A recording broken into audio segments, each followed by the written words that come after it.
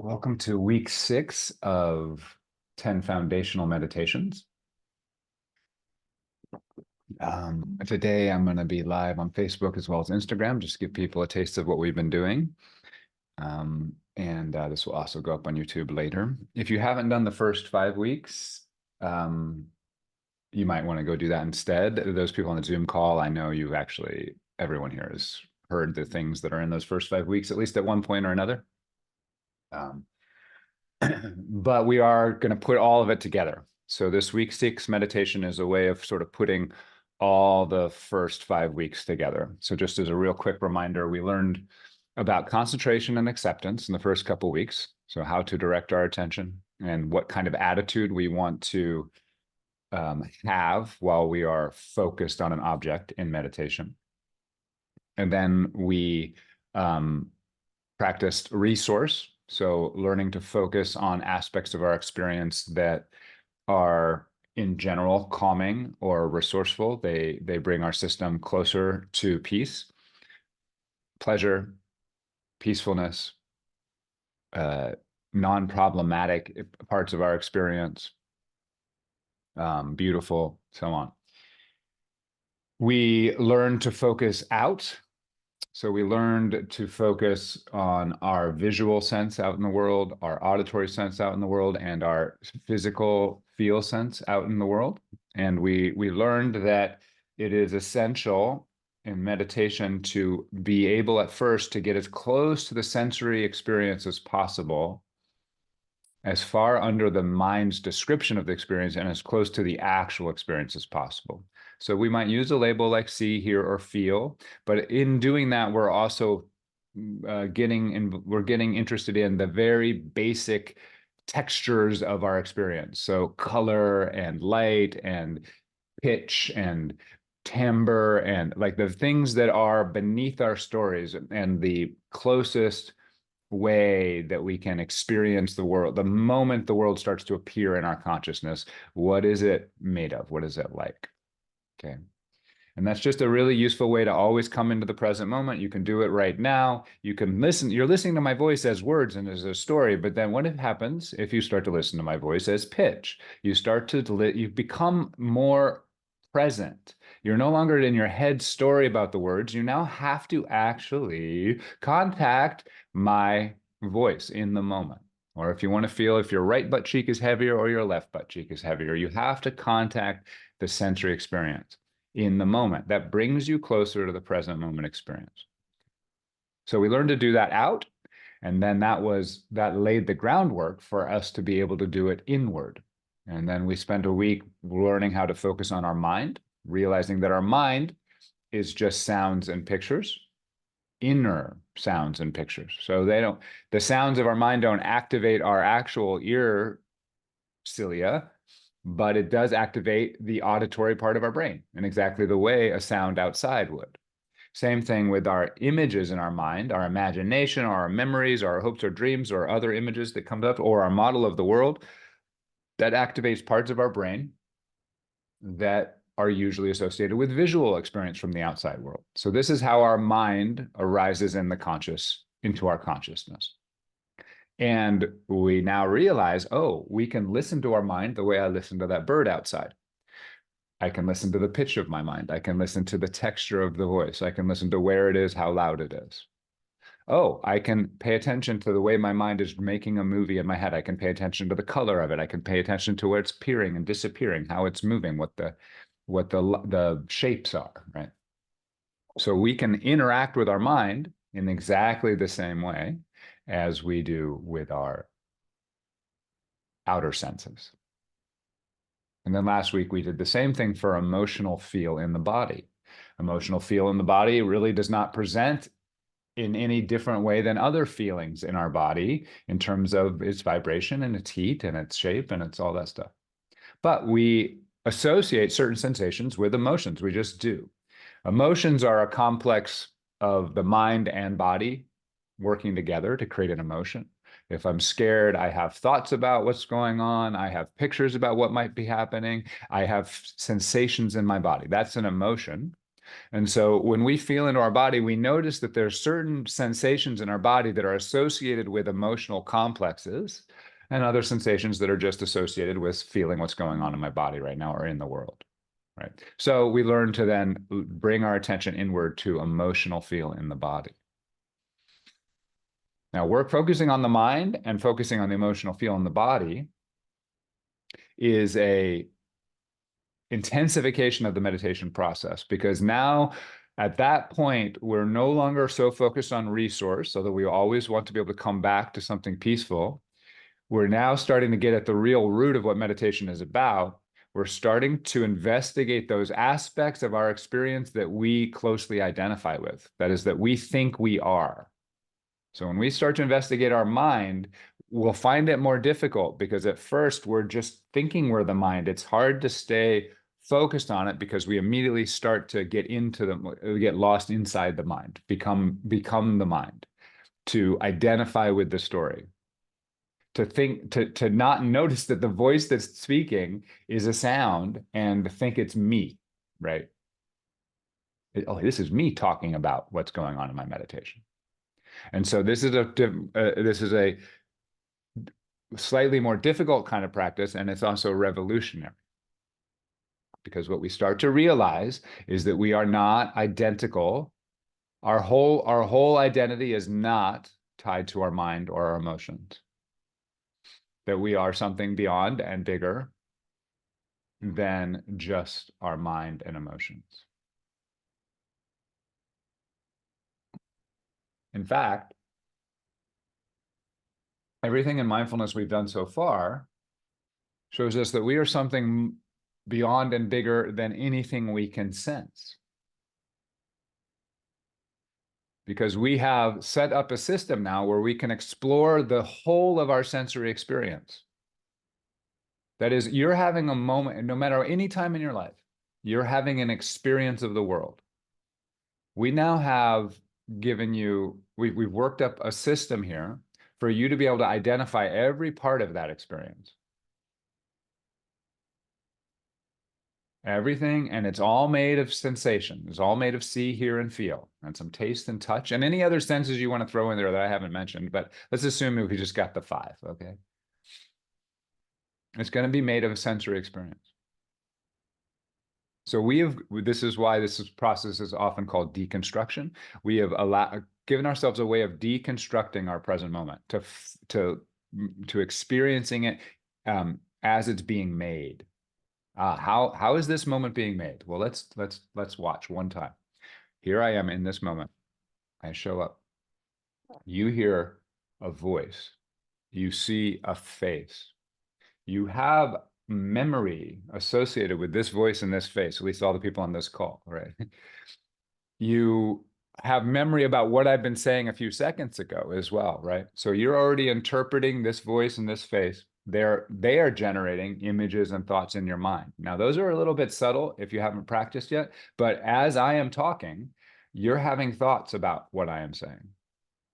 And you're having an emotional experience about what I'm saying. And again, this might be subtle. It might not be strong right now, but as you get more and more clearly aware of the minutia of your experience, you'll notice, oh yeah, almost everything has a feel to it. I have a slightly positive or negative feel towards almost everything that's coming in. So here's my voice, here's my face, there's your mind taking the words, generating other mind responses to that. There's a feel in my body. Oh, but hey, there's a computer and there's all this. That's also in my experience, all sensory, all sight. There may be a smell in the room. There may be a taste in your mouth. There may be a residual feel of just how you feel today, feel tension or relaxation.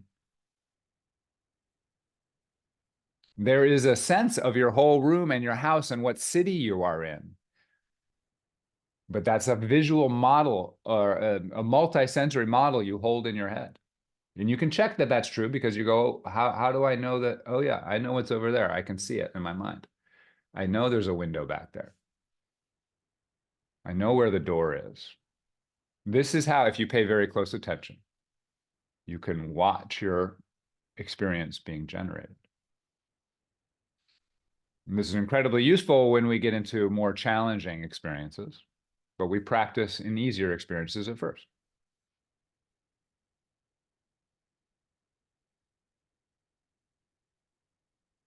But this leads to a realization, an intellectual one right now, but one that you can directly experience, that you are more than just your sensory experience. And therefore, you are more than anything that is made of sensory experience, which means you are more than anything out there, and you're also more than anything in here. You're more than your mind and your feelings.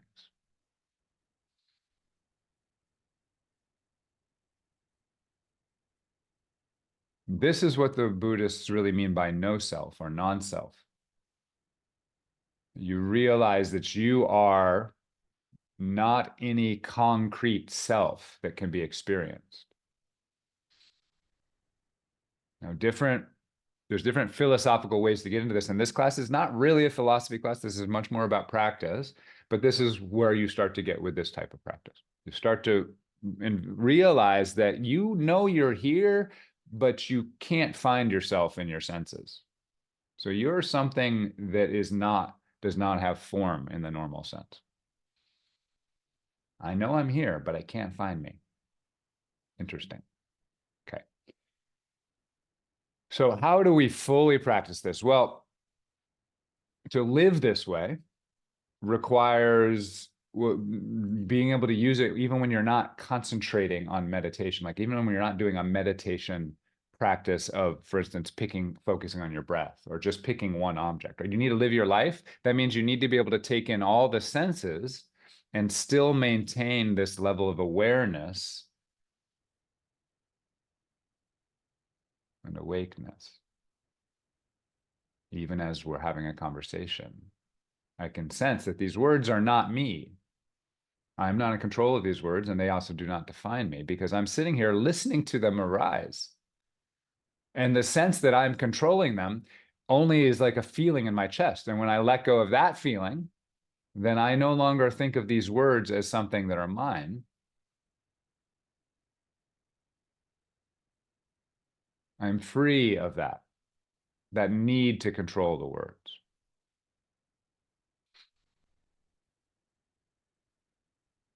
Likewise, any thoughts that are appearing in my mind as I sit in a pause, they're just arising without.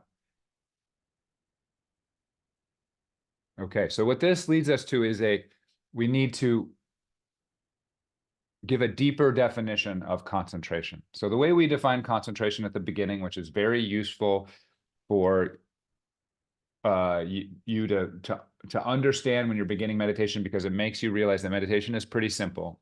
We defined it as just being able to move your attention where you want to, right? And so we can just practice that, and it's like a muscle, and it can get stronger. So if you want to focus on your breath, at first it's like, this is impossible, I can't meditate. And it's true, right? But if you practice, you'll get better at it. Your mind will get stronger at bringing your attention back to what it's supposed to be focused on. So in that sense, we think of concentration almost like your biceps. It's a muscle that allows you to move something. Now we're gonna broaden that definition a little bit.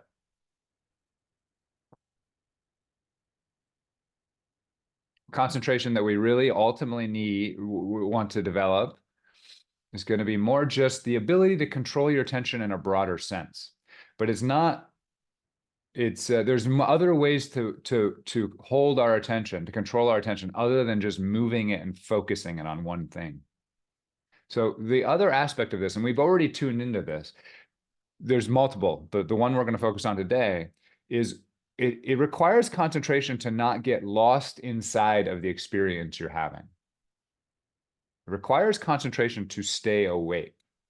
So if I start to remember a childhood memory, right? And I can notice that notice that it's made up of pictures and sounds, right? And smells and tastes. I can pay attention to it as awake, or I can get lost in the memory, sort of forget that I'm here, right? Forget that I'm meditating, forget that I'm awake, and go back into the memory.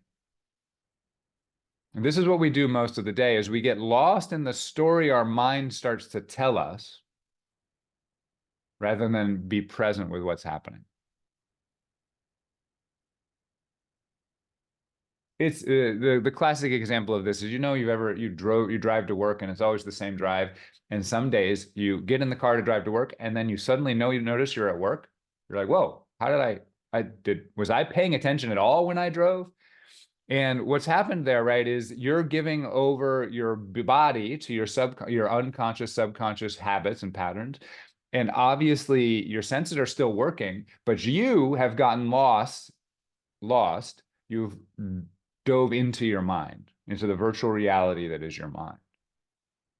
That's sort of a clear example, but we do that all the time. We're doing it right now for most of us. This is a meditation class, and I'm trying to do something, and I'm trying to accomplish something, and I'm good at it or I'm bad at it, and he's doing a good job or he's not doing a good job. Like that's all part of this movie as well. So what we're practicing in meditation is accepting things as they are right now. That means we got to let go of the filter we're laying over everything, the story, and we need to not get lost in our story. So we need to watch the story being created every moment, moment by moment, so that we are always in beginner's mind, right? So that we're always coming into the world as if we've just been born, as if it's like, oh, okay, so there's some sounds and there's some pictures and there's some feels.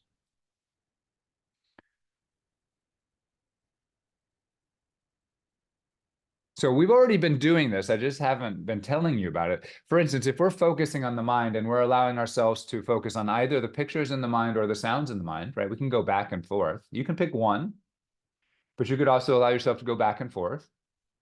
Then you're keeping your mind open. You are controlling your attention, you're narrowing it to the mind area, but you're also keeping it open, allowing it to bounce back and forth between different parts of the mind. And your goal is to just stay awake as it goes in part. Oh, that's a picture. Oh, that's a sound. Oh, that's a picture. Oh, that's a sound, right?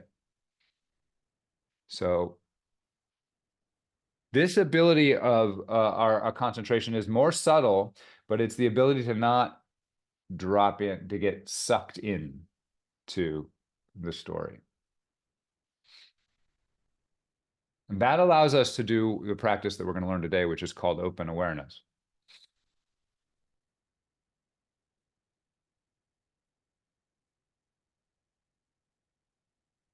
In this practice, the way I'll teach it to you, there's lots of ways to do it, but the way we'll learn it is we'll just use what we already have. We're going to accept the assumption that everything we experience is a see, hear, or a feel.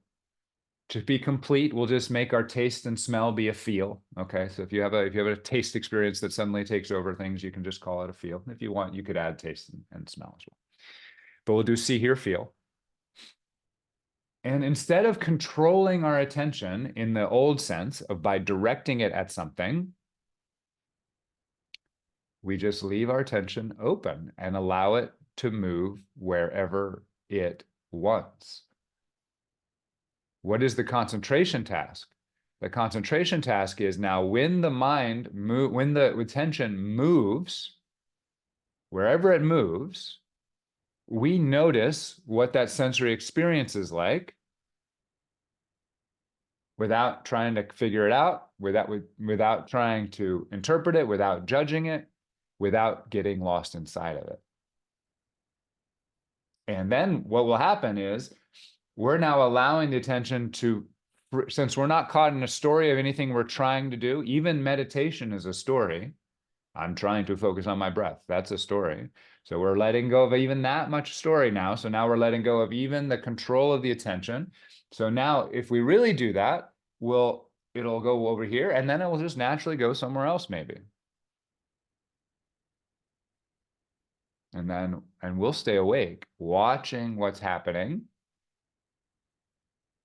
without getting lost inside of it.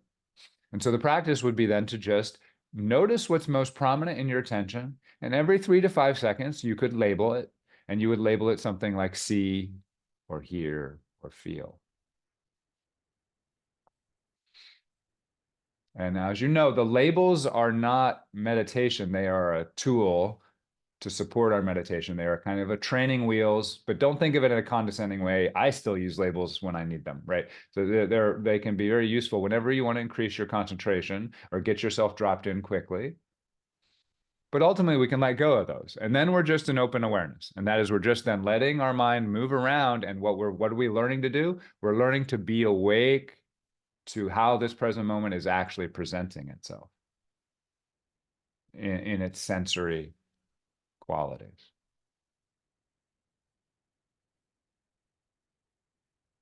I think this is the first thing that's a little bit subtle or complicated. So if anyone wants to put questions in the chat, please do, and I can address it before we finish the talk today.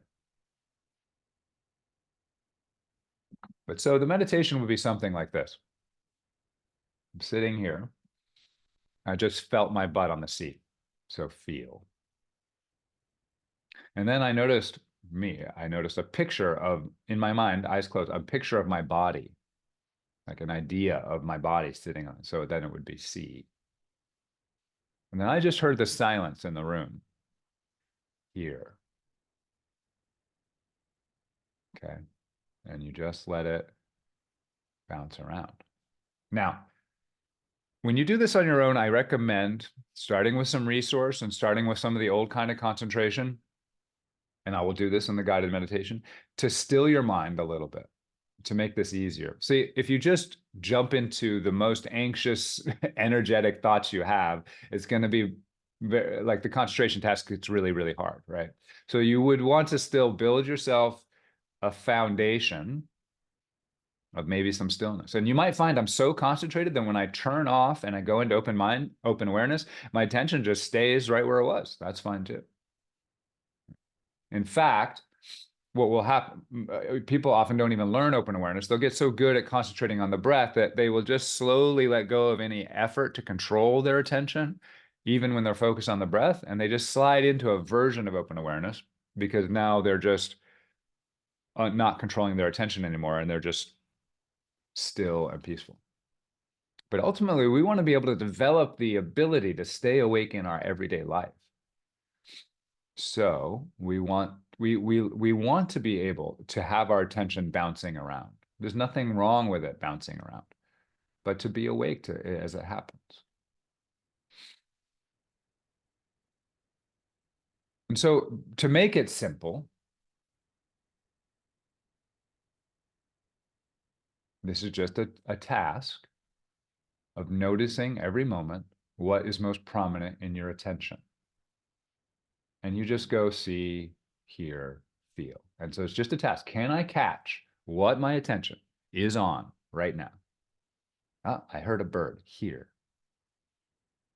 Right? So at first it'll get kind of mental like that. You'll be like bird, da, da, da. And then you just want to keep dropping it down. Remind ourselves that the labels are supposed to point us to the sensory experience. I heard a high-pitched noise over there, right? I felt a little bit of warmth in on my butt as the seat got heavier, right?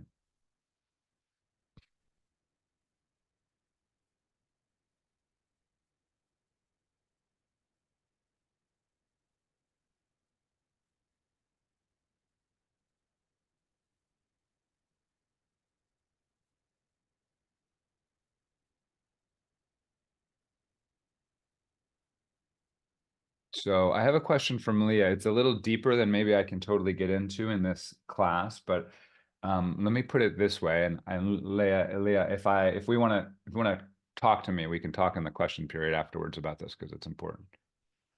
But it is important to know that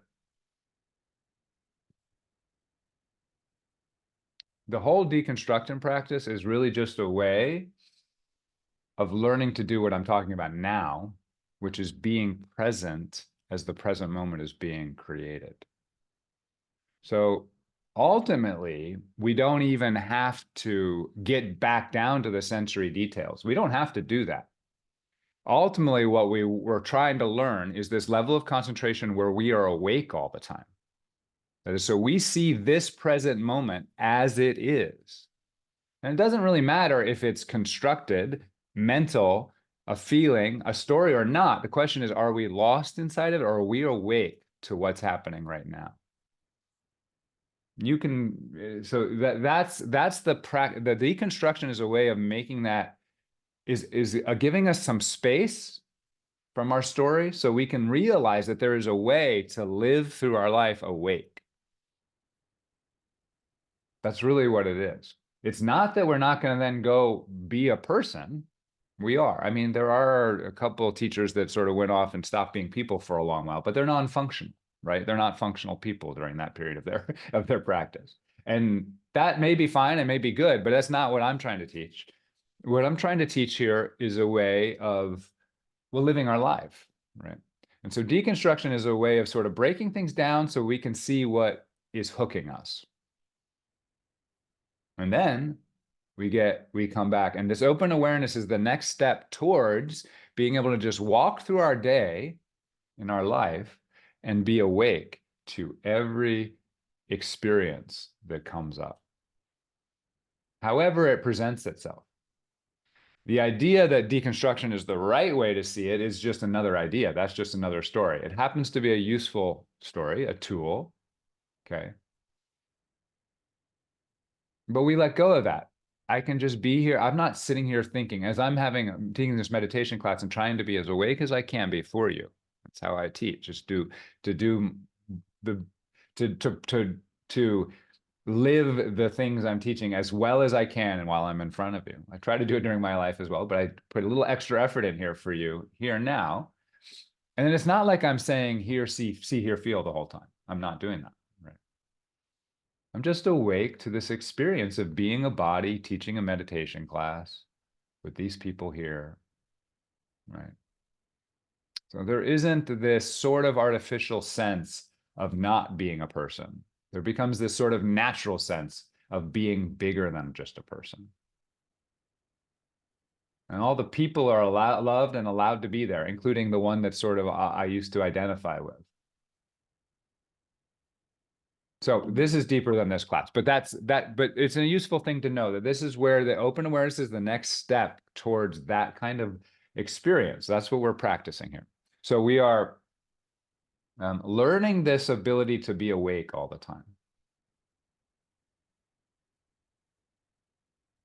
All these words, by the way, are metaphorical. They're the best we can do to point to this. What does it mean to be awake all the time? You're like, of course, I'm awake. I'm not, I wasn't, I'm here, I'm listening, I'm clearly awake, right? And you're always awake, but can you notice it? Truth is, you're even awake when you're dreaming, but can you notice it? That's sort of what we mean by being awake, is awake to your awakeness, awake to your consciousness, awake to your awareness. And that's where we're going. So at a certain point, we're going to even let go of being awake to our sensory experience, and we'll just be awake to awakeness itself. But this is a step along the way. So what we want to learn now is as the senses come in, wherever they're coming in from, it's more difficult, right? But wherever they come in from, it's not like I'm focusing on my breath, then that's easy, right? It becomes easy. Not easy, but it becomes easy. It's simple. I'm going to be awake to breath. I'm going to be awake to breath. I'm not going to get caught up in the breath story. I'm not going to judge the breath. I'm not going to try and make the breath, but I'm going to learn to let go of the breath. Like you're just focusing on the breath, practicing the basics here of concentration and acceptance and all the details of what acceptance means on the breath. Letting go of my identity with my breath, letting go of needing the breath to be one way or another way, like really practicing deep stuff just on the breath. Then we start to allow, well, hey, when we get distracted, there are these other things that come up. Can you, as you get distracted by the mind, notice, hey, that's mind, sound in my head, come back to my breath. Well, that's a picture of my, oh, that's a feeling in my gut. That's okay, coming back into the breath. So we're starting to, now we can do that with each of those modalities, right? I'm just going to focus on mind and practice just the sounds in my head, just the sounds, just sound in my head. I'm going to let go of controlling the sound in the head. I'm going to let go of identifying with the sound in my head. Just focus on the sound in my head and the pictures in my head and then the feelings in my body or then a candle or whatever. And now we're putting it all together and letting go of, so we now don't have an expectation of where we're looking or what's next. We can be surprised from anywhere. And it requires your awareness to be pretty open so that you don't I'm giving away the trick here. But what happens is the only way to really do this practice is you have to let go of holding yourself stable in some location in your mental space. So you might think, I'm going to do open awareness. I am. What that means to you is I'm over here and I'm going to do open awareness, and everything out there can come in and I will watch it. And you're like, but wait a second, what's over here? Over here is also in your awareness. If you hold some part of your body or your head or your mind as the location, right? Then your attention will get lost when it gets back in that location because you'll think that's just you. You won't notice it, that it's something to observe or be awake to. So to do open awareness, we have to be able to take a sensory experience from anywhere, including the places that we think are most closely ourselves, allow that to come from anywhere and experience it as it is. And so it's more difficult,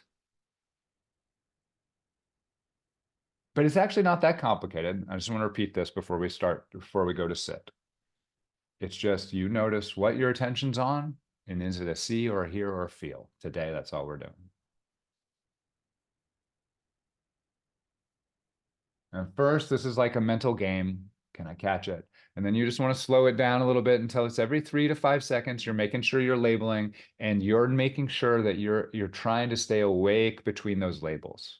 So whatever happens between those labels, between the next time you say see or hear or feel, you saw, heard, or felt what happened. You were there for it.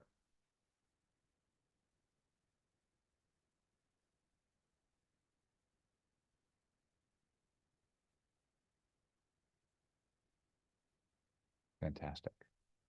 Okay, Instagram. I'm thank you for stopping by. We're gonna sit now. I'm gonna turn you off, but if you want to come sit with us, we're going to be doing this every week for another few weeks. This is called 10 Foundational Meditations. You can catch up on YouTube. There's some of the old classes there. Um, and you're welcome to be a part of that. And then we also have a nice community here on Zoom, and we can answer questions, which we'll do at the end of this. But come join us sometime. Have a wonderful Saturday. All right. And same thing to you, Facebook. Much love. By donation class, any donation is welcome. Any no donation is required. You can also, oh, go away, Instagram. You can also just share this class. Like, there's other ways of donating too, by the way. You can just send me a note telling me how things went for you, or that you enjoyed it or didn't enjoy it, or if you have questions, or you share it with some friends. These are all ways of donating or supporting the class and the community. So thanks for stopping by. Trying to make this work. Go.